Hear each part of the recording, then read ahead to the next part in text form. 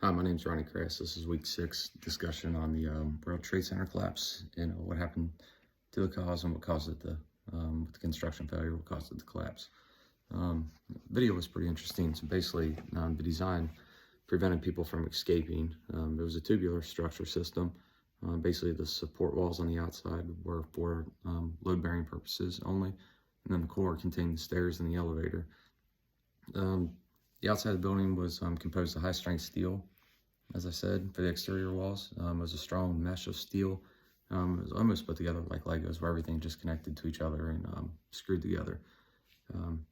They composed of 3 30-foot columns. They were formed, thousands of these, in similar pieces to form the wall. The middle was a steel core for, like I said, the elevators and the stairs. The reason they did this was to save time and also to save money. On top of the buildings, there was a 350-ton TV antenna on top, so that was pretty heavy as well. Basically, when the planes hit, they devastated the interior of the building. They had lots of jet fuel. When the engineers designed the building, they only designed them in case a 707 hit the building and was going at a slow rate of speed. They weren't designed for a 767 going at a high rate of speed, carrying the amount of jet fuel that they did. Basically, when the planes crashed, the jet fuel leaked all the way down to the elevator shafts, burning multiple floors.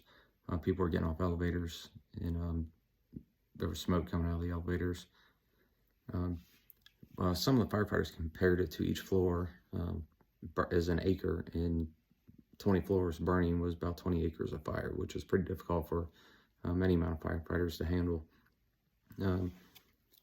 But the steel wasn't melted, it was just distorted. It caused it to sag on the floors. And there was fireproofing on all the steel, but it burned so quick that it was basically glazed to it. It was a sprayed on dry fragile material. It was made of mineral fibers, and the fireproofing may have been blown away from the impact on some of it. There was very little coating found on the pieces in the scrapyard, making them very vulnerable to failing. There are weak connections between the floors and the columns as well. Then for the flooring, instead of using thick steel beams for the floors, they're supported with lightweight trusses. So it had a steel deck placed over top of them, and then there was also 4 inches of concrete on each floor. And they're basically just fastened to brackets that were on the wall. This made the trusses very susceptible to the fire.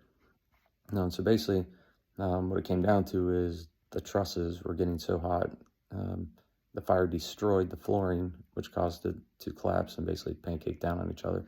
And once this process started, it wasn't able to be stopped. Thank you.